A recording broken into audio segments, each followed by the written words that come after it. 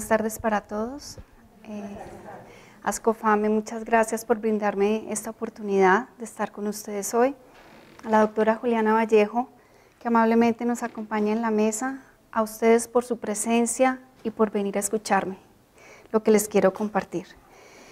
Les voy a presentar el tema Docencia en escenarios de práctica, la formación del talento humano en salud en el marco de la autonomía universitaria y la autonomía profesional. Esta es una vista de mi Facultad de Ciencias para la Salud Universidad de Caldas.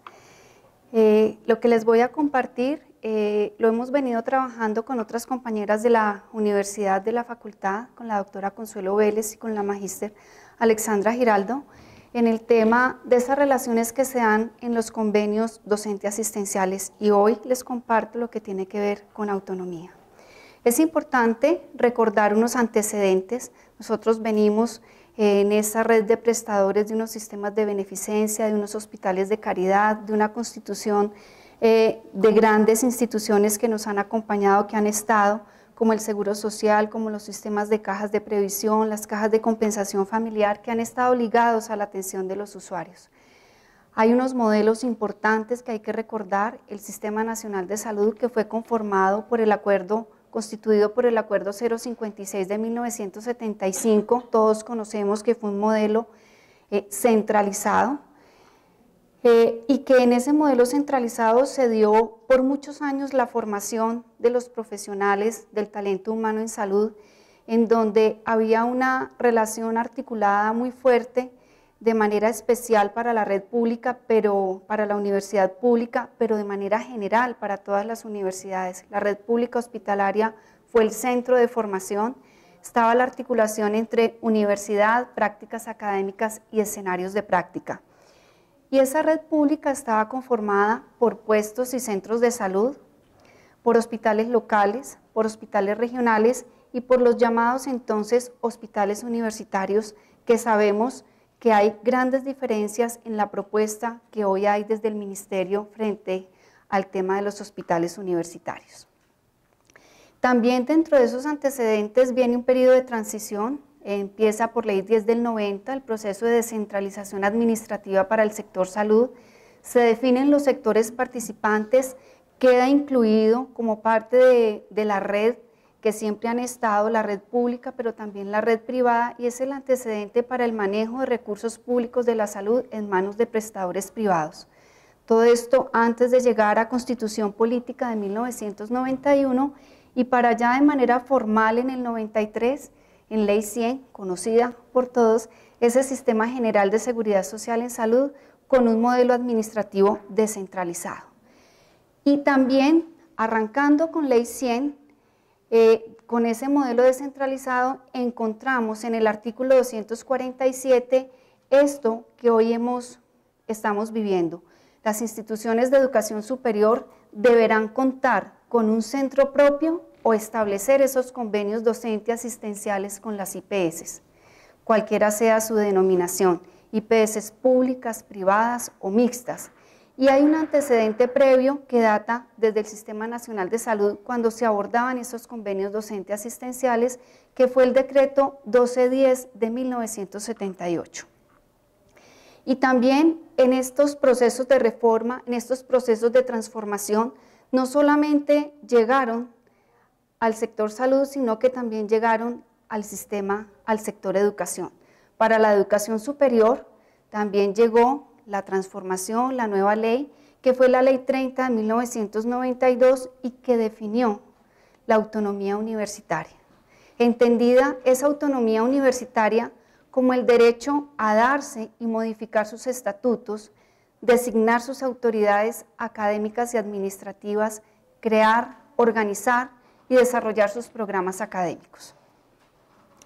Y surgen en estos modelos, cuando miramos el anterior modelo y los nuevos modelos, surgen necesariamente unos elementos diferenciadores que nos plantean un contexto diferente. Esos elementos diferenciadores tienen que ver con las coberturas, con la financiación de los modelos, con la provisión de servicios, con la regulación y con la especialización de estas instituciones. Cambian entonces las dinámicas. Nuestro modelo actual de Sistema General de Seguridad Social en Salud, transversalmente lo conocemos, tiene un modelo económico de capitales, de inversiones, de unidades de negocios, de productividad, de rentabilidad económica que nos ha puesto a todos, ¿cierto?, de una u otra forma, a unos de manera más directa que a otros, pero todos con este tema de la rentabilidad económica. Y también se generan esas fuerzas y esas tensiones entre ese modelo económico y esos modelos de atención. Se presentan cambios, necesariamente para nosotros que somos formadores del talento humano. Esos cambios tienen que ver en que esas IPS tienen que empezar a responder por unos equilibrios financieros. Aquí es importante hacer claridad que el modelo anterior también tuvo equivocaciones, tuvo lunares muy grandes, no hubo un manejo adecuado de los recursos económicos, no hubo ajustes en esos procesos de empresa, pero en este modelo esa exigencia es total. Si no se logra ese equilibrio económico, casi que está de salida en el modelo. También hubo cambios en la contratación, todos tenemos que recordar la forma a la que nos llevaron el modelo para contratarnos a nosotros. Se establecían contrataciones de diferente índole. También a muchas IPS les permitió ese fortalecimiento institucional, se generan unidades de negocio y empieza el tema de requerimientos por los escenarios de prácticas académicas. Y entonces conseguir esos escenarios y tener el aval empieza a demandar más esfuerzo de todas las instituciones de educación superior que formamos talento humano. Empiezan procesos de ajuste y también en esa red de prestadores, en esos que hacen la provisión de los servicios, empezamos a ver la liquidación de los hospitales públicos y conocemos la diferencia que hay hoy en la oferta de los prestadores. Con esto no estoy haciendo juicios de valor frente a su calidad, sino simplemente la realidad. Una red pública deteriorada, una red pública que no tiene ningún nuevo hospital público, sino que antes se han cerrado muchos de ellos, y una red privada que está fortalecida. Y es en ese escenario donde nosotros empezamos a llevar ese talento humano en formación. Se presentan también cambios, unos cambios muy importantes en la forma como se valora la presencia del talento humano en formación. De una época, en el antiguo modelo, en donde el talento humano en salud, los estudiantes de último año, los internos, los residentes eran quienes soportaban la atención, ¿cierto?, la prestación directa, a unos cambios en el modelo actual en donde ese valor cambió.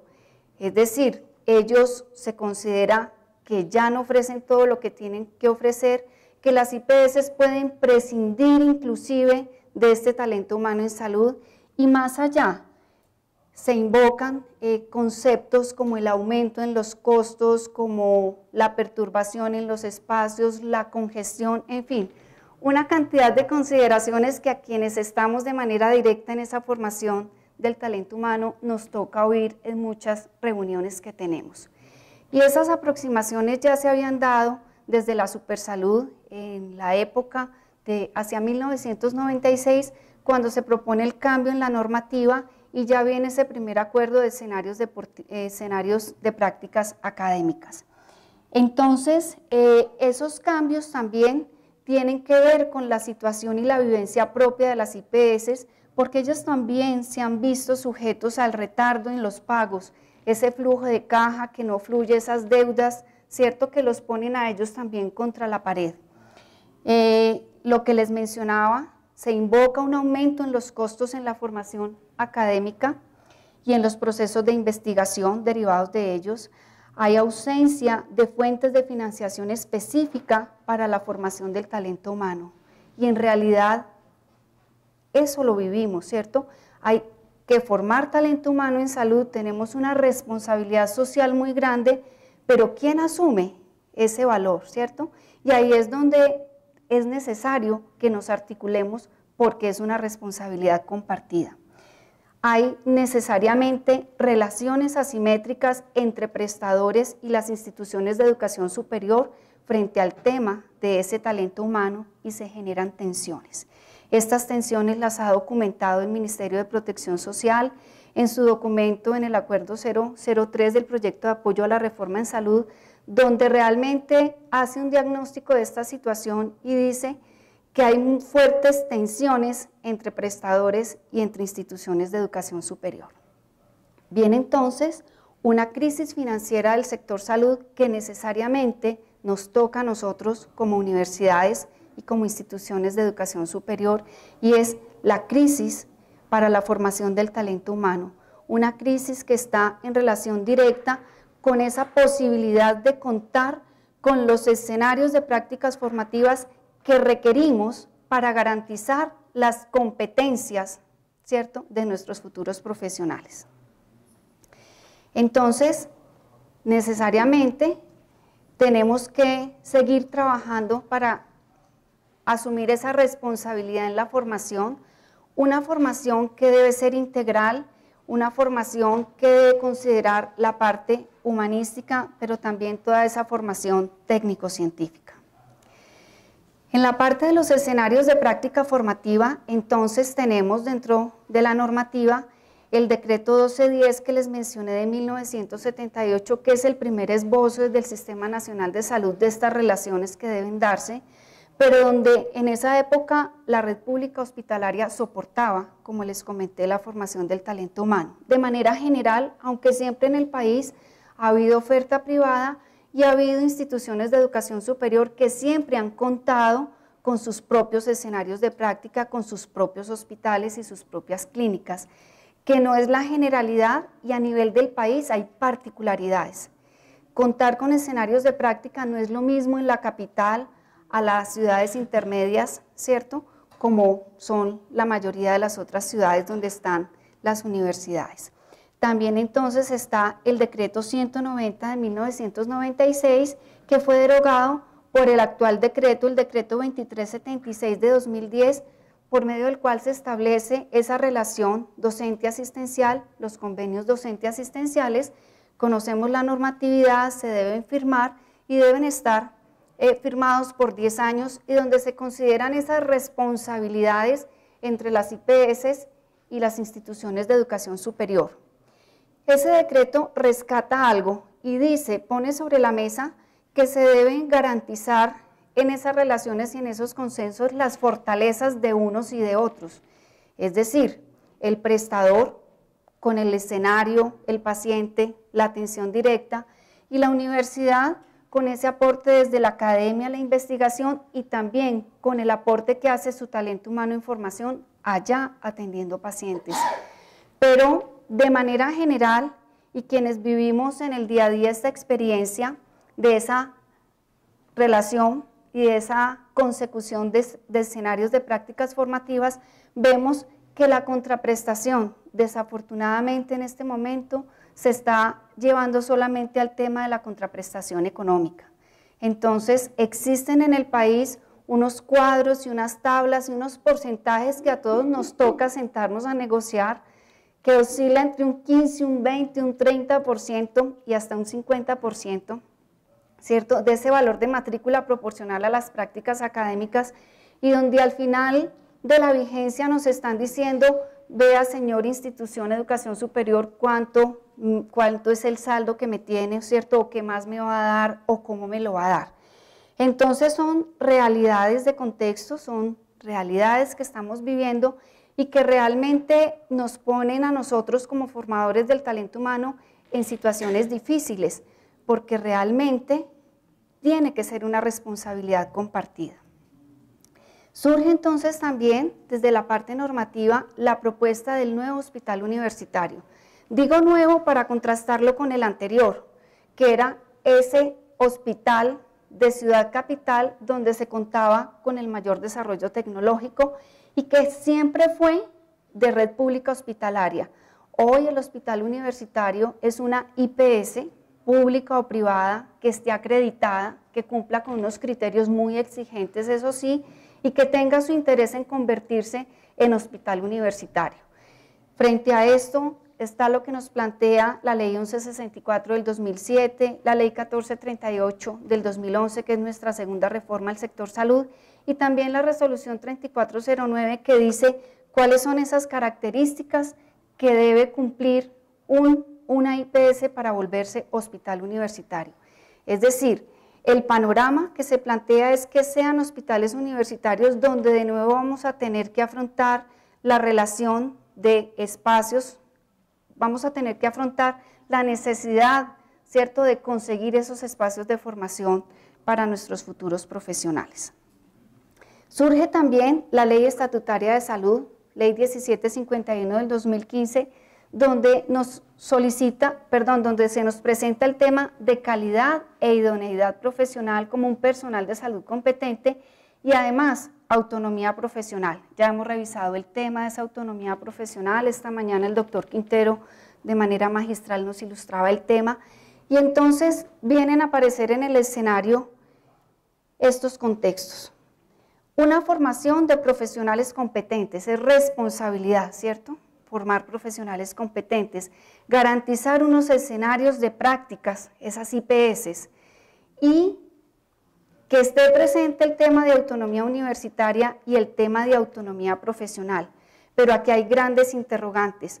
¿Hasta dónde llega la autonomía universitaria cuando no contamos con esos escenarios de práctica o cuando nuestros estudiantes van a esos escenarios de práctica y realmente quedan bajo la normativa de ese prestador y se definen muchas de sus actividades, ¿cierto? Y se tienen que renegociar estos espacios. Y también otra importante reflexión, ¿dónde queda esa autonomía profesional de nuestros docentes en unas instituciones prestadoras que, ya lo habíamos dicho al inicio, tienen un modelo económico que les exige una productividad económica, ¿cierto? Hasta dónde pueden llegar y hasta dónde está ese espacio para que se den los procesos formativos respondiendo a todos estos requerimientos. Y en ese mismo contexto aparece pues en buena hora, llega la propuesta del Ministerio, la política de atención integral en salud, con su modelo de integral de atención en salud. Entonces surgen muchas reflexiones. ¿Estamos preparados? ¿Tenemos los escenarios de práctica? ¿Contamos con lo que nos está demandando este modelo y lo que nos está demandando la política? Nosotros como universidad, como formadores del talento humano, ¿podremos dar respuesta a esas necesidades, a esos requerimientos del ministerio? Entonces hay particularidades. Necesariamente tenemos que contar con voluntad institucional, con vocación docente, con confianza, con articulación y con infraestructura. Y hay compromisos generales que convoca a la ciudadanía, a la sociedad, a las instituciones y al orden gubernamental. Realmente, entre todos, tenemos que cumplir con esa responsabilidad de la formación del talento humano en salud.